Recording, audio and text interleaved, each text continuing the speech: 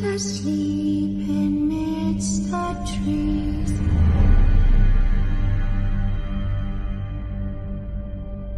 Bats all are swaying in the breeze.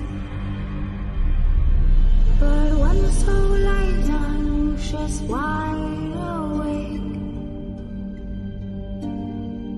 fearing all manner of ghouls, hags and wraiths. For your dolly Polly sleep has flown, don't dare let her tremble alone. For the wheelchair, heartless cold, paid in coin of gold. He comes, he'll go, leave naught behind but heartache and woe. Deep, deep woe.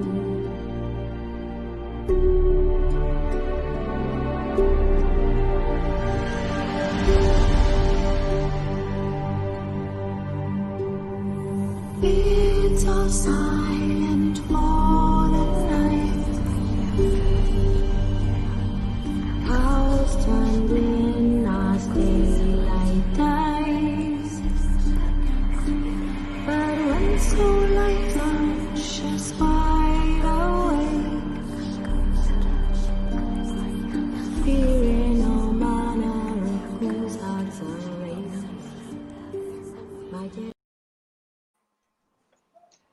Hi everyone, and welcome to the Haunted Connection show, brought to you from the Haunted Antiques Paranormal Research Centre in Hinckley, Leicester, and of course we are sponsored by Sims Vintage Antiques in Wootton Warren near Stratford. So a big welcome. I hope you've all managed to celebrate Halloween and in whatever way you can, and I hope you all enjoyed the full moon. I know a few people that might have been dancing around naked under there, but I think that's a bit of a different live feed, so we'll move on from that. So tonight we've got the lovely Kate Ray, and we're going to be talking all things fae, fairies, gnomes, everything to do with the fae. So if you've got any questions, any thoughts, anything that you'd like to know, then please put it all in the chat. Neil's keeping an eye on the questions and everything that's going on in the chat. So please send in your stuff, and we'd love to hear your thoughts on this. So big welcome, Kate. And for anybody who doesn't know who you are, do you want to just tell us a little bit about yourself? Little bit of an intro. So I'm a paranormal investigator with the Ghost Finder Paranormal Society, which is Barry Guy's my boss. So there's that Help My House is Haunted connection. I've kind of, in the paranormal world, my two worlds have collided, my two passions. I've always been into the fae. And when I came into the paranormal, didn't expect the two to clash, and it did. And I seem to have become the kind of the go-to person, the signposter really of when it comes to fae and paranormal. And it seems to have snowballed, and I love it. I love discussing it within the paranormal community, because for me it's something that does arise within that community and on investigation. So yeah, I've been cited as somebody who's a fairyologist. I don't call myself that. I'm definitely interested in all things fae, but not quite to the level of deeming myself a fairyologist. I think when we start putting ologists on the end, we become the be all and end all, don't we? It's like demonologist, you know. Yeah. You get an ology and you're a genius. Exactly. I'll let you know when I get that ology. Powerful word, isn't it? Ology. Yeah. I think a lot of people have been doing courses and things. I think everybody's a demonologist now since we've come out of lockdown, but yeah. But it's all good definitely. Fun. So let's start. Go on, Jane.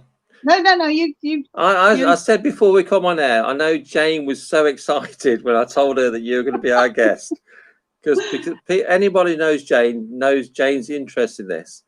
So I'm basically going to sit back and just read the comments, because I know Jane's going to have such a long conversation with you. So go ahead, girls. Okay. So So let's just start about how you got into this. What sort of started you on this sort of path of the Fae?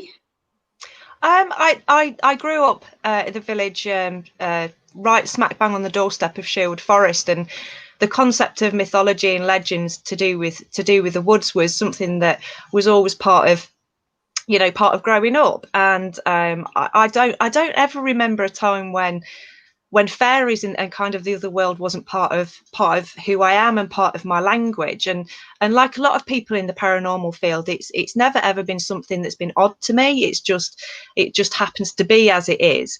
And I think it kind of ebbed and flowed through my life. And not so much when I was a little child. I didn't really have that cutesy fairy addiction that a lot of girls have, but I always knew that there were other entities or the spirits that were around, but they were never the fluttery butterfly things. I was never really attracted to that side. And as I grew up, I found artwork by the likes of Brian Froud, who really put into context to me what these things were in terms of nature spirits.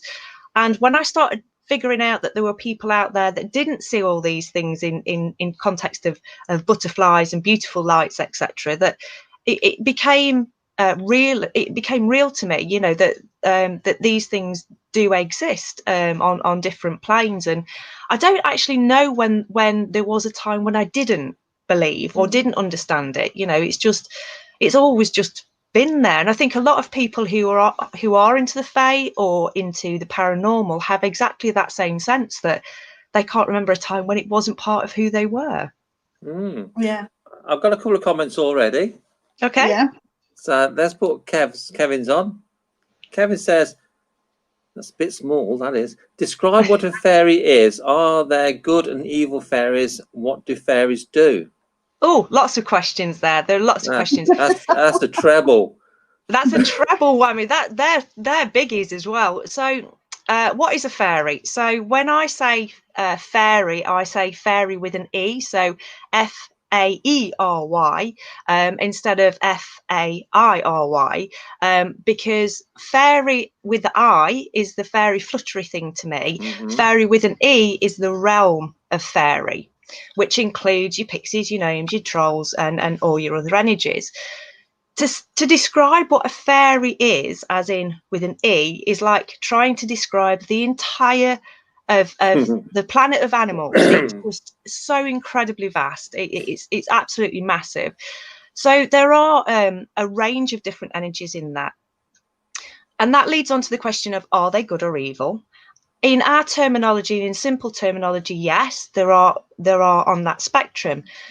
I think the thing is that we have to remember is they don't really have the concept of their own malevolence or their own benevolence. They don't really see that in the way that animals don't have a concept that they may be viewed as evil. It's that kind of level of thinking. They don't have the same kind of processing that human beings do. They are just in existence as they are.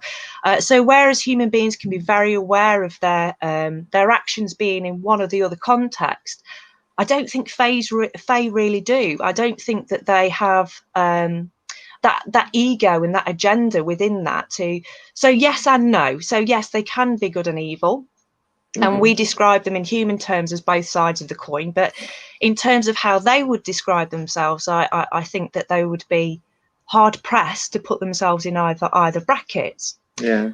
What does a fairy do? Again, massive question. They all have reason to be in existence. Their energy is there for purpose.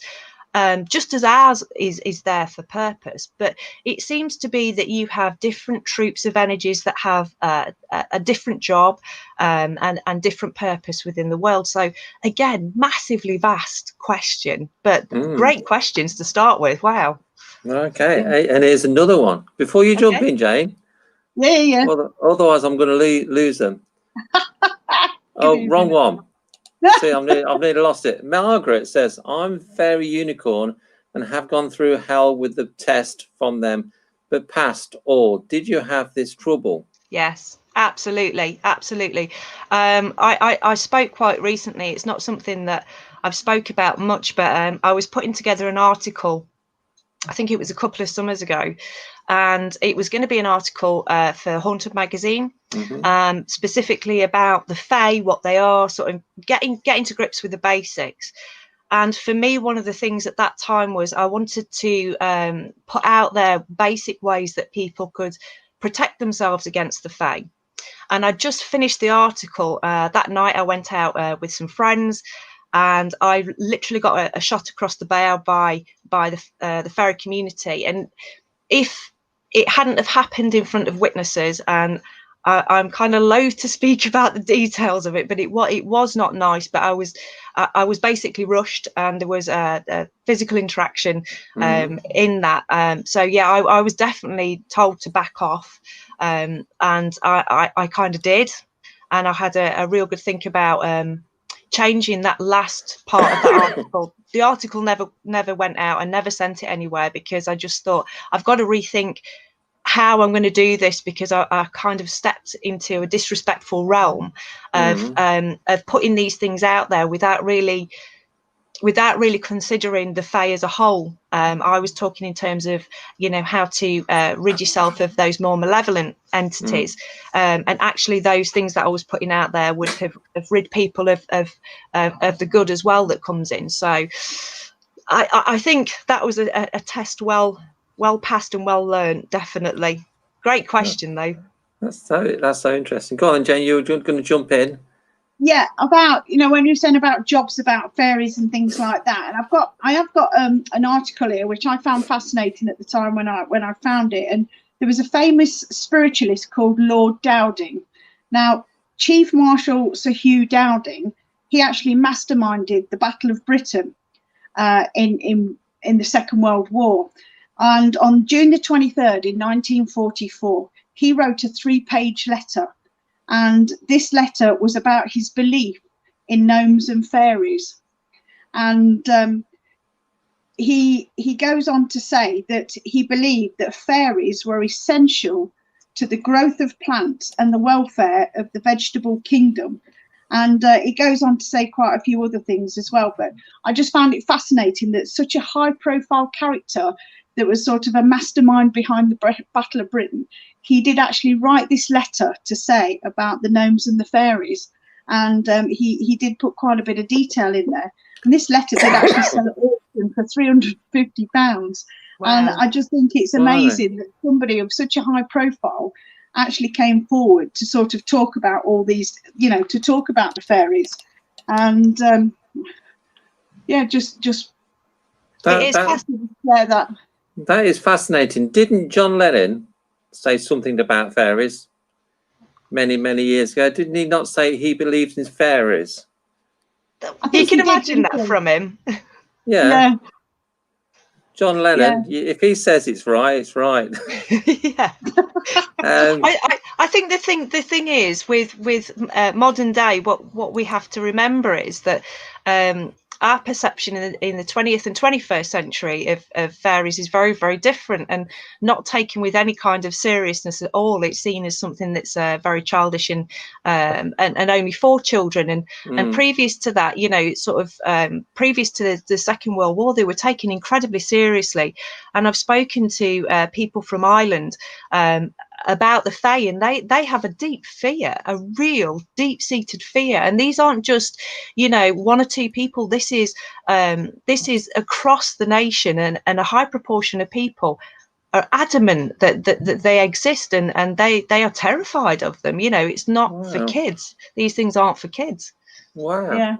Okay, I'll just put a few more comments, because there's loads of comments going past. It was really good. Margaret says there are good and evil fairy. Yep.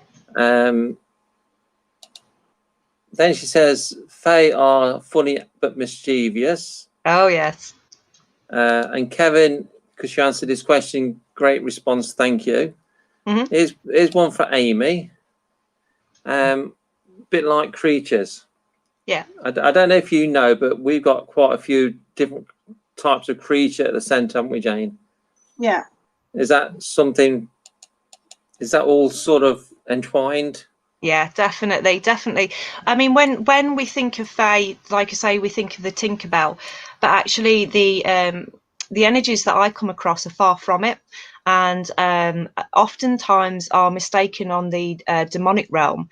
And from my personal opinion, the demonic realm is very rare, just as the angelic realm is very rare in its interactions with human beings. But what we find is the more malevolent characters within the Fey realm look very much and act very much like lesser demonics. They are mischievous to the point of causing real deep distress within human beings, and will very much show that kind of haunting behavior that demonics and human spirits often do when they're not happy bunnies within the realm. And yeah, I mean, the creatures that you're experiencing, I would love to sort of to work with you sometime on those and come up and sort of check them out and see what you've got up there. So definitely have to come up to the centre. Well, we're just talking before we came on air. Hopefully, if Kate can fit it in, she's going to take part in the Parameet, and also she's already said she's going to do a talk at the centre next year. Fantastic. So it is fascinating, I must admit. Yeah. Margaret says, yeah, so true. All have different purposes. And then she says, thank you. I understand what you're saying. I don't. Then she says, I was only opened up to fairies at 49. You probably weren't, actually. You were probably experiencing things way before that. But I think that there are certain points where you can't ignore things anymore. I mean, although I had a real deep-seated feeling that these things existed, it wasn't till I started experiencing them in a physical realm that that I could honestly say, absolutely, these things exist. And my very first experience was, it was something I didn't talk about for about 15 years. It was because the two people that I did open up to after it had happened just gave me such a negative response, in the fact that they had such disbelief about what had happened, that they didn't know whether I was joking about it. They didn't know where to put themselves. So I didn't talk about it. So I think for me then, I kind of shut out from any further experiences that I might have, because I closed down, because I thought, if I do have another one of these experiences, I want to tell people, because I want to know where I'm at. One of the things that I have found, I've just been talking to you about, I've been interviewing quite a few people on my YouTube channel, and I had the pleasure of interviewing Mark Leckie, who is a fine artist who won the Turner Art Prize a few years ago. So he's very well known within the art community, and one of the things that that caught my eye about him was that he was propelled into looking at art very differently because of an encounter that he had with a gnome or an elf or a pixie. He didn't know what category to put it in, and he wanted to talk to me about it, not so much to be on my channel, but because he'd never really had the opportunity to express it, and he wanted to know whether his experience was real, because you do start doubting whether these things are real, because you've got nobody to communicate them with, and when you do, people go, "Whew, that's just odd. That's just way too odd." Okay, a few more comments then. I know Jane will be dying to get in. Sarah says, my parents used to visit the Isle of Man a lot many years ago, and they constantly talked of the fairy legends over there. Have you heard of any of these stories?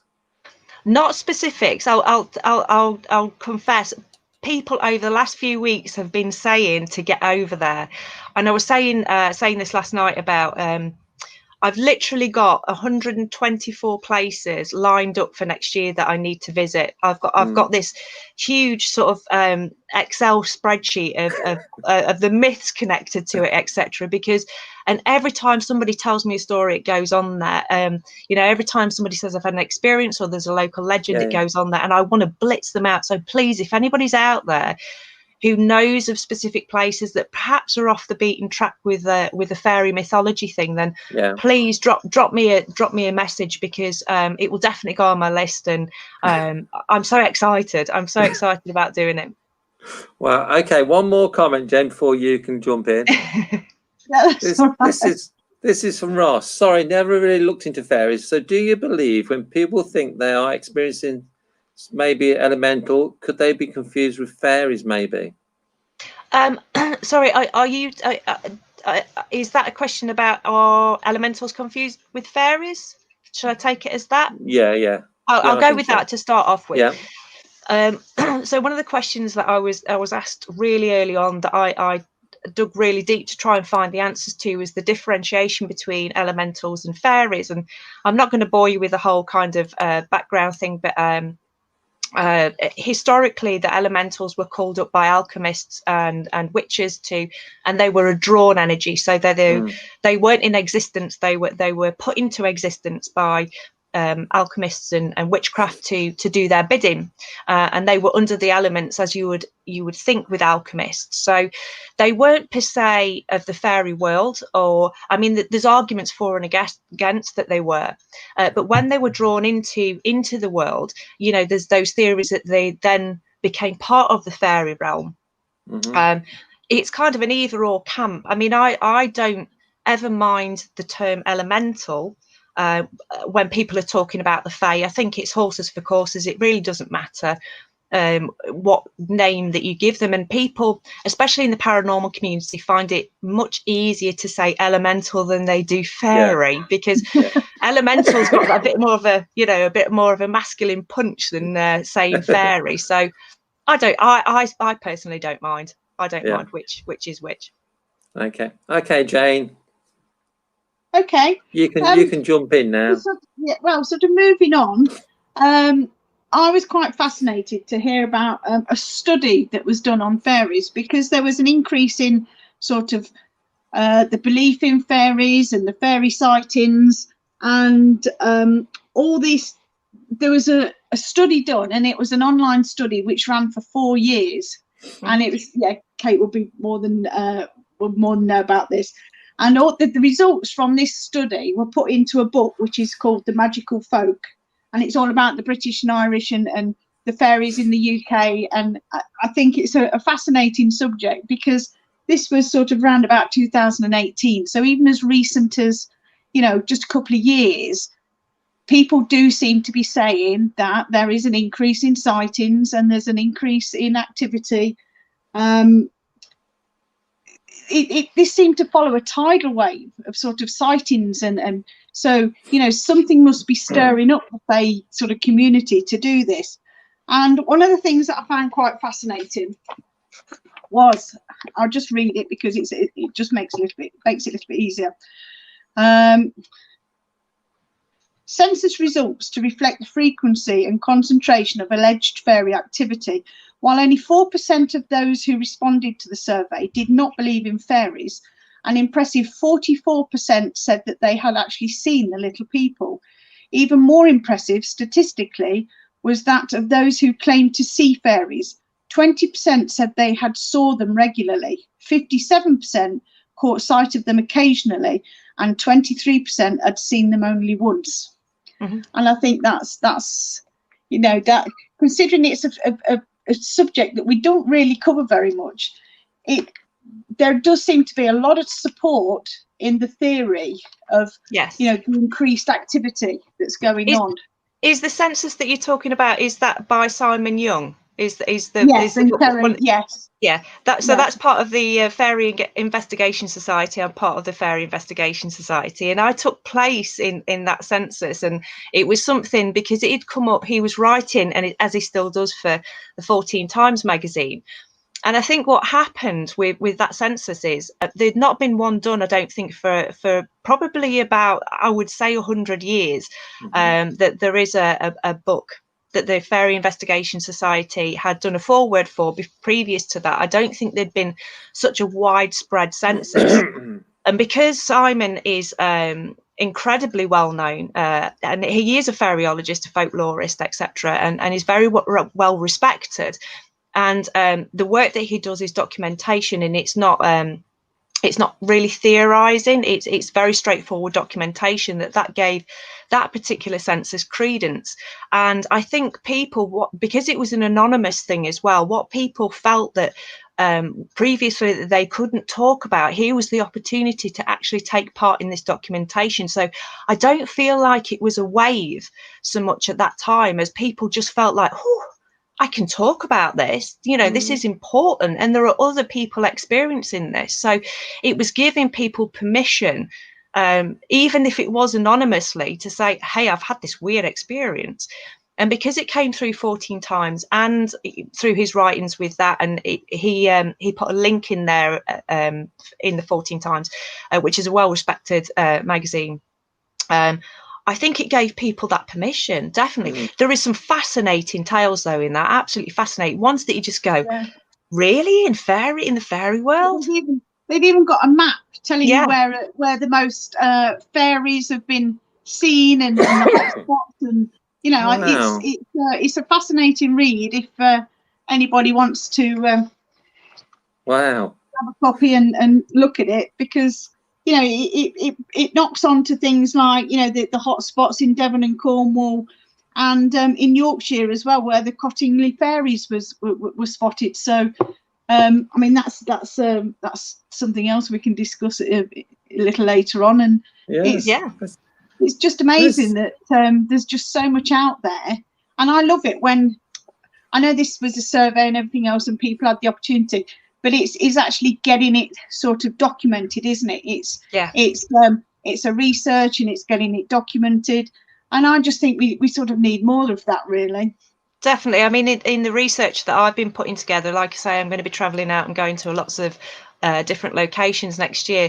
One of the things that I have found is I've had real difficulty in areas where there's been mass industrialization of people's beliefs. It's still in those rural areas like Yorkshire and Cornwall and Devon that you get a real high populace of people believing in these things. But in those places that have been industrialized, it's almost seen as you know, it's incredibly sort of shunned to talk about. It's something that's not really spoken about. And it also correlates with things like megaliths, monoliths, burial chambers, where those things are devoid from an area. You find that fairy tales also devoid from an area. It's, you know, it's all those things that interconnect that are absolutely fascinating,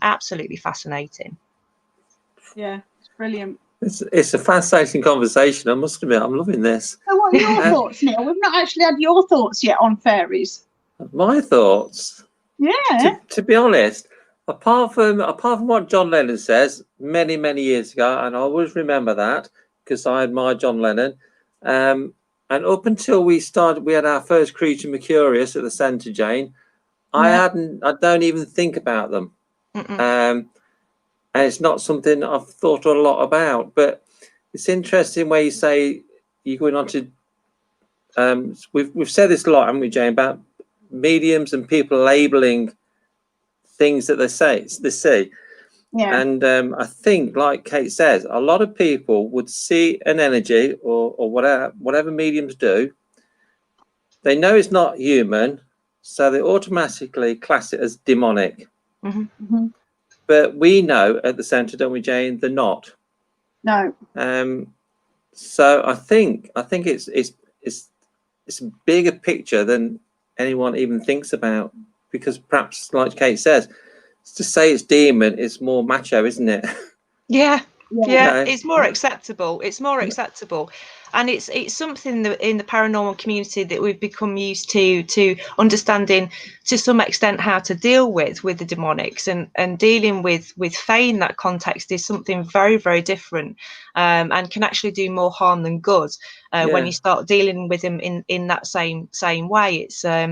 It's absolutely fascinating. I do apologise. The rolling round at the back. I haven't got a fairy. I've got a small dog there that she does like to be star of the show sometimes. So I do apologise.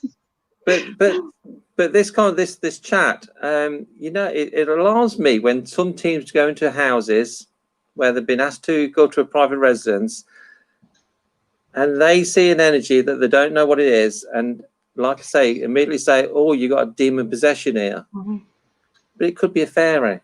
Yeah, definitely. I mean, or would a family sort of accept more that, "Oh, you got a demon," more than, "Oh, you've got a fairy"?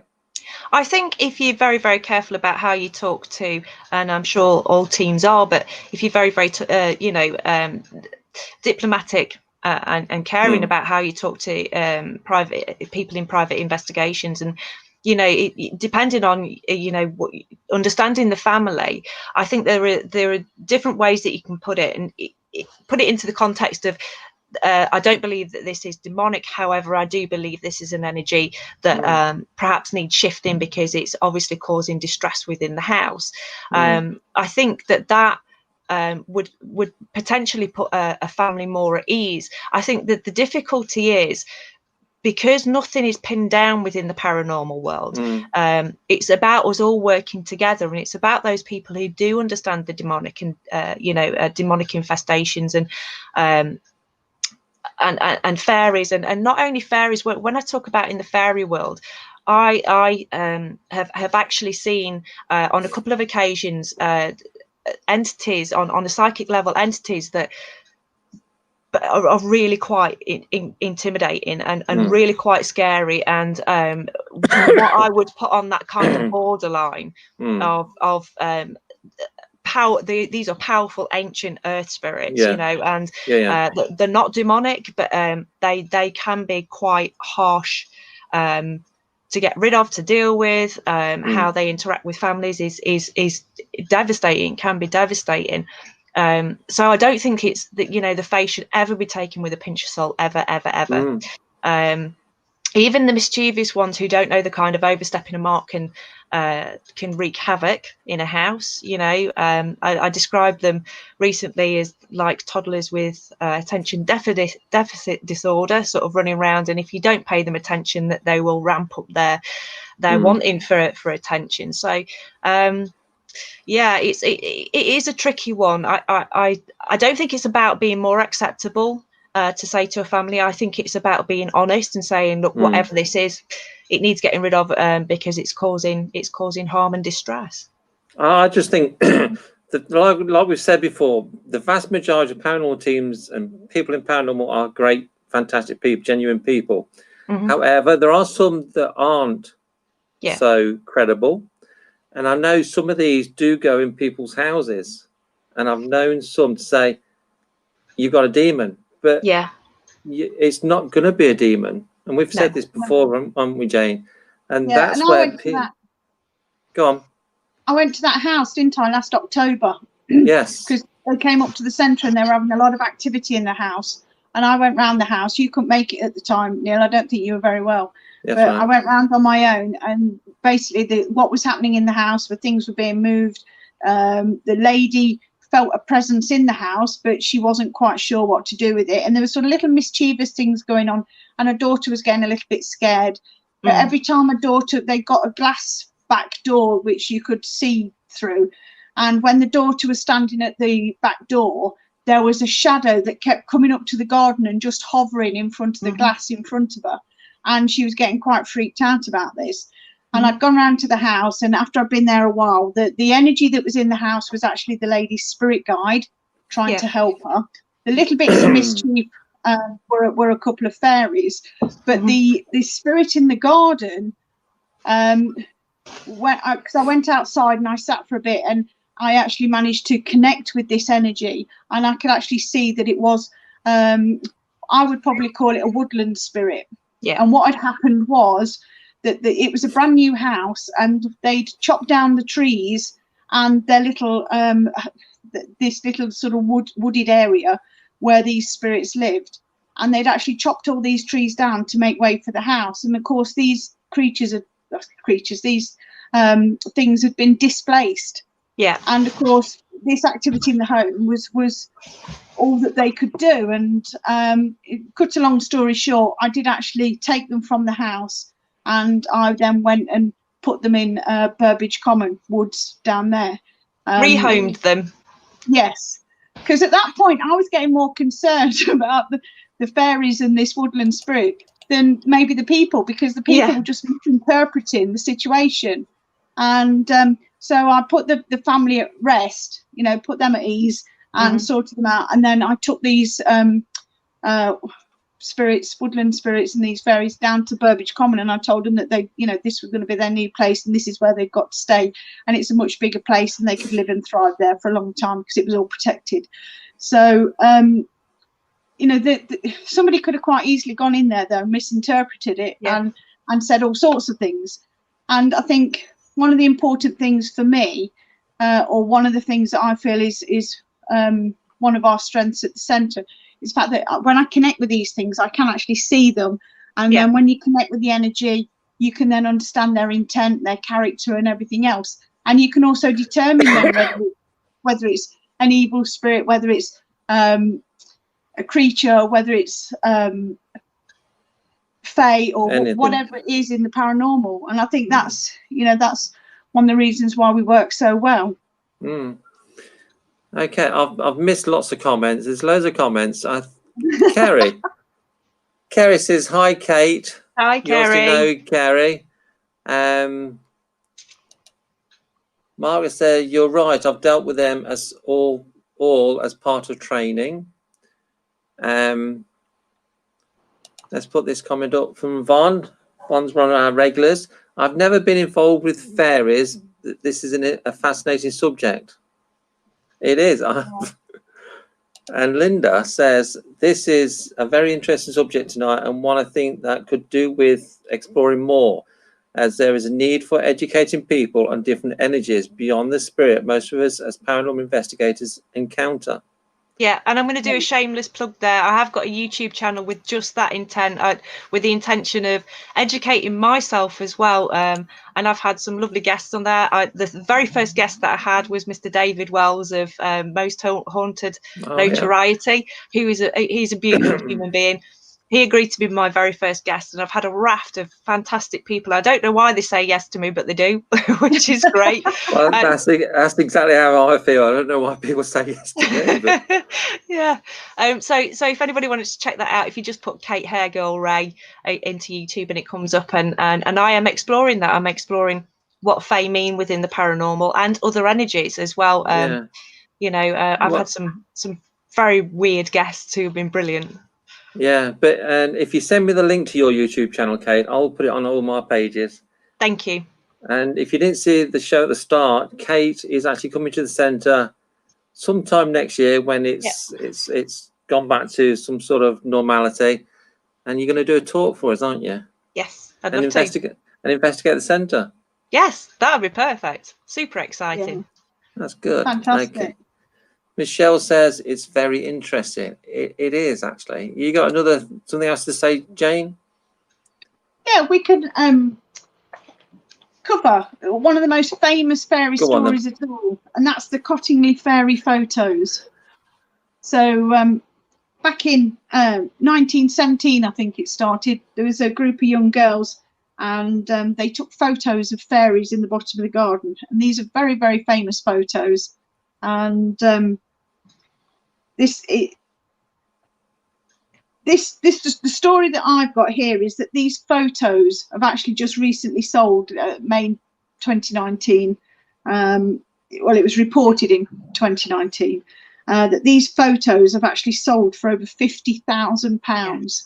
You know, they are, you know, really famous photos, and it's probably one of the things that sparked off the fairy awareness right back, you know, all that time ago.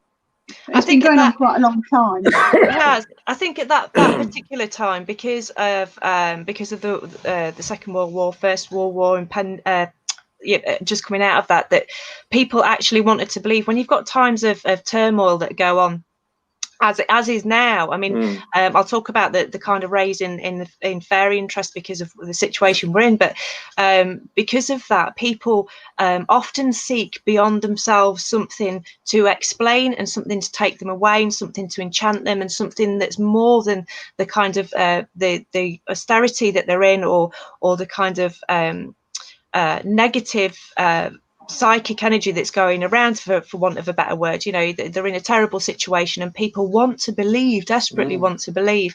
And the thing about the Cottingley Fairies for me is my personal journey with it. I grew up with that story, you know, as lots of us did, and was fascinated by the pictures. And I remember being a kid not 100% convinced, but I was 100% convinced that the girls had experienced the Fae. And I can't remember which one it was, whether it was which one of the cousins it was, but I remember I was still quite young, seeing her come on a chat show, it's something like Wogan, and actually admit for the first time that they weren't real. So the eldest one, I think, had passed away, and the younger one had come up. Francis Griffiths. Elsie Wright and Francis Griffiths were the cousins. And she actually admitted, and I remember watching it live on telly and thinking, oh my God, please don't say that. You know, I was absolutely wrecked from it, devastated, because you've got Arthur Conan Doyle, massive believer, had gone to the house, had investigated Houdini. You know, Kodak had taken away the equipment from the girls and double checked everything and said, yeah, this is as spot on as it can be. They convinced rafts of intellectuals and academics at that time, and because people desperately wanted to believe. And what we're finding at this particular time is because we're in this state of turmoil and global state of turmoil, is right at the start of lockdown, and I've done some writing about this, pretty much like scattered around most woodlands, there were like fairy doors popping up everywhere. It was like this mass unconscious thing where adults were crafting with their kids and making fairy doors and taking them up into the woods without any kind of national drive for this kind of thing. It wasn't like something popped up on Facebook and said, you know, let's all make fairy doors. It just seemed to occur, you know, and it was because people need magic at times when things are distressful. They need it in their lives more than ever. And I've been lucky enough to have an involvement with a group of people who got together right at the very beginning of all the lockdown to talk about, particularly to talk about, these are people who tune into Fae on a regular basis, about what the Fae think about what's going on. And quite, for me, unsurprisingly, but for other people probably not, the Fae really don't care.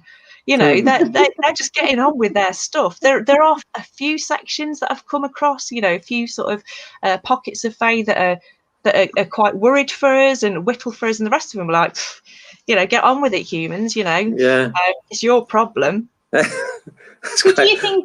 you think since we've been in lockdown, because you know they say since sort of the world went into lockdown, you know, nature's come back into a lot of places, the wildlife's come back.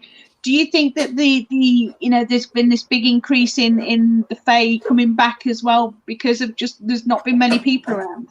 I think it's not just that there's not been many people around, but I think people have been getting out into nature and appreciating nature and going for longer walks together, because right at the very beginning, it was exercising only for was it 1 to 2 hours a day, so people were getting out into the woods and the meadows and the fields, and we had that lovely long hot summer, didn't we, where people could get out a lot more. And I mean, I was experiencing nature like I've never experienced it before. I right at the very beginning, I had this very young hare that was literally a couple of meters away from me on a path, and we just sort of stood staring at each other for what seemed like forever. I'd never experienced anything like that. So if the wildlife were tuning into that, then of course the Fae are going to tune into that. And the more people wanting these magical experiences, the more energy it gives them to be able to come through and kind of interact with us. So, you know how we've seen this spike of paranormal activity in people's homes over this period as well.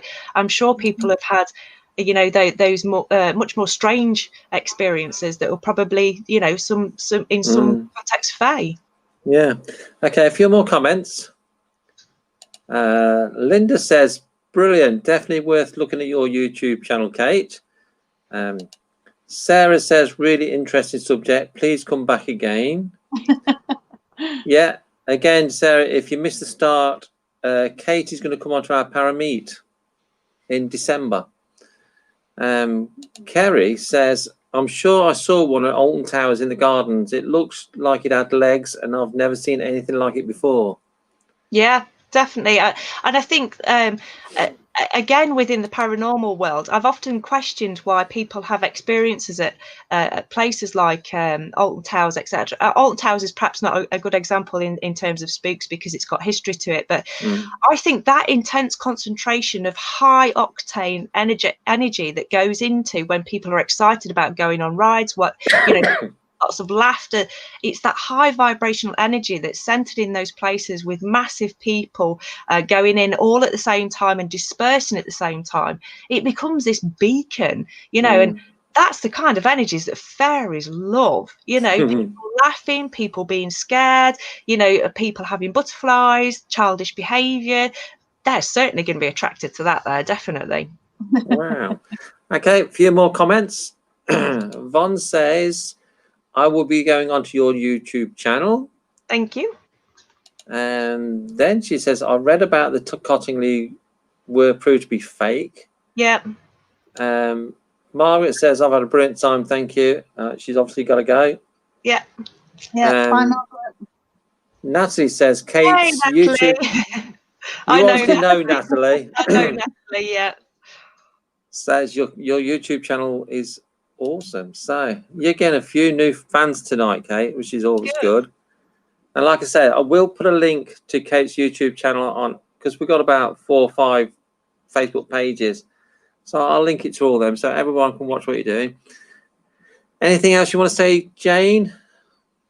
Yes, I think there's so many more things out there that we just don't really that we just sort of take for granted, really. And it's just nice when we can just take that time out to actually really see what is around us.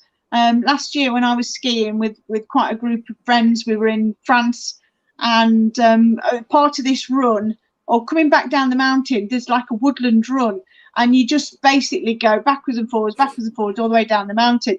And I used to love that part. And people used to say, well, we're not going down there because it's really boring and it's really slow. But for me, I could go really, really slow. I could open up. And because nobody else went down there, I was completely down there all on my own.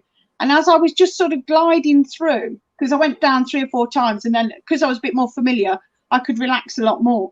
And as I was just gliding through, I could start to see these things coming out of the woods. And there was different creatures, there was different woodland folk, and I could just sort of see them all. And I just kept going down this run because I was absolutely fascinated by these things coming out and what I could see. And when people were saying, oh, we don't like going down there because it's just so boring, and I just said to them, well, you're looking at the wrong things. You're not looking, you're not seeing what I can see. And obviously, I just absolutely loved it, and I just kept going down there because the more I went down there, the more that was opening up.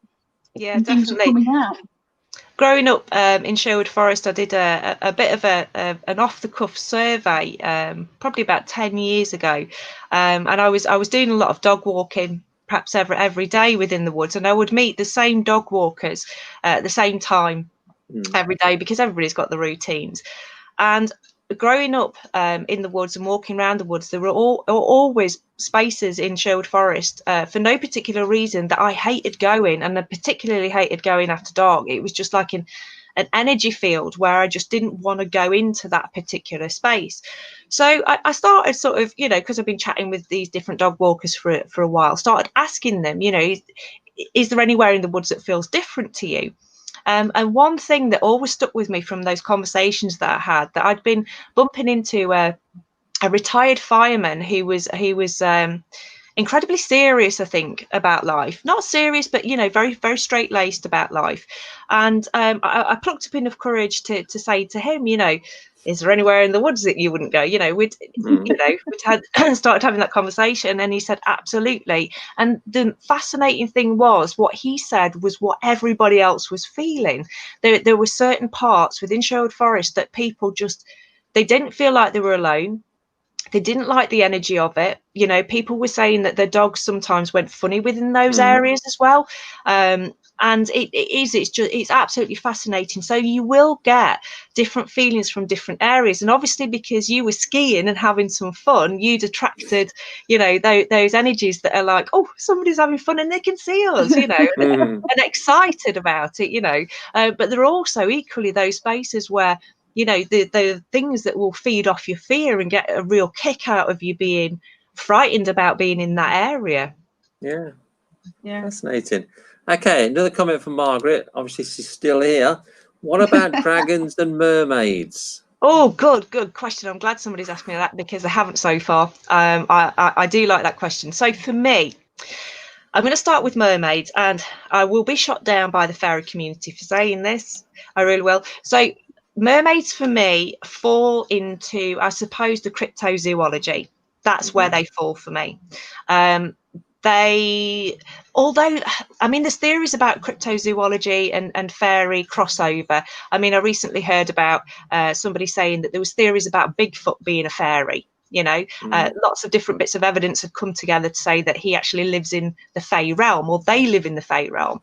Yeah. But for me, mermaids are part of that cryptozoology. I will get shot down for that, but that's just my opinion. So sorry, what was the first one? It was fairy. It was dragons. Dragons. Okay. Dragons. Up until recently, I had not really had a good connection with the whole idea about dragons. And then I found out through reading one of the Fairy Investigation Society recommended books, can't remember it off the top of my head which one it was, about an experience that a woman had had. And I had also had pretty much the same experience as this woman. And it was cited as being a dragon experience. And it wasn't what I expected. So in my mind, like everybody else's, these are scale creatures, etc. And we could talk about the whole dragon thing all night, but I then went on to be interviewed on another show. And when I was explaining my dragon experience, they said, have you come across skyfish? And I was like, I've never heard of skyfish. And so I went on to research skyfish, which is a fascinating phenomena. Please look it up. It's mind-blowing phenomena. And this just opened up a whole skyfish. Skyfish, yeah. And it just opened up this whole new realm of what could have been confused with dragons. You know, it's basically it sounds crazy, but there are people who have captured images of living entities within the sky. These things are huge, but they're transparent, or they're kind of a shimmering energy. Look it up. Everybody go and have a look at it, because I just went, whoa, this is not just yet though, because we're not just finished. yet. Stay on. I might have some other top tips yet. That's interesting. I'll just add to that though. I knew I was going to bring you in for that bit, Jane. Yeah, I have had 2 dragon experiences, and I am happy to talk about it if anybody's interested. But we'll cover that another day. we might cover that when you come to the centre, Kate. That's all I'm going to say. That'll be brilliant. Okay, Amy says, just getting ready for the confession show. Don't forget to join us and send your confessions. Oh. So you know nothing about the confession show, do you, Kate? No. Well, straight after this show, Jane and Amy do a Confessions of the Paranormal Investigator. Oh. Where people will send in the funny stories. Awesome. So if you've got any funny stories, watch the show after this one. And they don't have to be your funny stories. They can be your mates. You can split on your mates. You can tell tales. They're the best ones. If you want to keep them anonymous, you can do. Yeah. And I'll just add this. You know the upcoming Higgy Pop Awards that are coming end of this month, and the Paranormal Confession of the Paranormal Investigator is up for an award. Oh, well done. That's brilliant. As is this one. as is the Booze and Booze show that's in part of us. So we're up for 3 awards in that category. That's brilliant. That's really good. So well done to all the presenters. It's been good fun. It's been a good journey. Couple more comments. Natalie says, when we're happy, we give off an energy that attracts good things.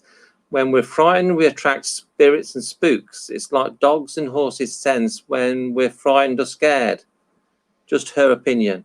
Definitely. It's definitely not just your opinion, Natalie. I think it's very, very widespread, and I think you're absolutely right. I was talking to paranormal investigators, as I think it was part of the Festival of the Unexplained, about it, and saying, you know, when you're dealing with the spirits of the dead, it's quite a somber, a respectful process that you go through. If you're wanting to attract and communicate with the Fae, it's a whole different vibe. You know, you can be very, very playful, quite stupid. They quite like humans being mischievous. They also like us making stupid mistakes as well. They find that fascinating when we're bumbling about doing what we do as humans. So, but yeah, your energy, like attracts like. It's the law of physics. It's, even I understand that, and I understand nothing about science, but it is like attract. Perhaps that's why we attract so many creatures, Jane, because we. Yeah. Yeah. I don't know what to say about that. Well, I'm hoping that we've got lots of Fae watching our confession show then, because if that's what they like. But there's usually plenty of swearing, lots of laughs, and yeah. Yeah, it's good fun. if you don't like bad language, I wouldn't watch it. But if, because Amy does have a bit of a potty mouth. Bless her. I tell you what, if you're any paranormal investigator out there, you know, we're all prone to it. There's no way you can go out working in the dark with, you know, with the amount of scares that we get without having the odd occasional kind of swearing fit about it. But it is so funny. It really is funny. If you want cheering up, that's the show to watch, and that's coming up straight after it. And here's Amy's comment from it. Thanks. So we've only got a few minutes left, Jane. Any final words? I'm just so excited for Kate to come on the show, because it's great when you can actually meet like-minded people, where you can actually talk about things like fairies and what they get up to and stuff like that. You can't really do it with people at work or with family members and stuff like that, because they just start ringing the local hospital and saying, "Can you come and get her?"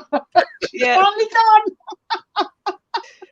So no, it's just great to have you on the show, and I really look forward to you coming up the centre. And it's been a fascinating chat. I've absolutely loved every minute. Yeah, I've loved being here. It's gone so quick. The time's just absolutely flown by. It does. So, Kate, where can people find you? I know we're going to put a link up, but just to end the show, you can tell people where they can find you. So any search engine, Kate Hairgirl Ray, on platforms Facebook, Instagram and Twitter, although Twitter I'm not particularly active because it gives me some kind of migraine. I don't understand it. It's just a jumble sale to me. But yeah, I'm more active on Facebook. I've got a paranormal page on there. So if you want to hop just straight over to the paranormal page, or give me a little wave in the message box if you're wanting to come over onto my main page, because I don't know who's who most of the time. It'd be nice to say, "Hi, I saw you on this," and so I know who's who. Like I say, YouTube channel Kate Hairgirl Ray. It's I'm back up and running this Sunday. I've had a couple of weeks off, and I've got a lovely guest lined up for Sunday. She's a very beautiful human being, so she'll really cheer you up. Great. And like I say, Kate, hopefully we'll be having a slot on the Para Meet in December, so that we look forward to that. So you can just let rip that night, Kate. Lovely. For an hour. Anything you want to talk about, you go for it. And we will arrange for you to come down to the centre sometime next year when the world's getting back to some sort of normal, and doing a talk and investigate. So I'm looking forward to that. Excited. That'll be brilliant. I know Jane, she's going to be like a little girl on Christmas Eve. In a sweetie shop. Yay! I know what she was like building up to tonight. We'll have to stir all the creatures up that night. Oh yeah, I'm sure together we could definitely do that. Yeah, that'd be brilliant. So, we do have to be careful what we wish for, don't we? I think you've already wished for it. We're doomed. They know they're going to be ready. So it's just a case of saying thanks for watching. Thanks so much to Kate for being our guest. It's been fascinating. I must admit I've learned some things tonight. It's always good seeing Jane. Yeah, always a pleasure to be here. And we'll see you all again next week. Don't forget all the live feeds coming this weekend as well. And that's it. So we're going to say goodnight. Thank you very much. Yeah. Good night, everyone. Yeah, bye.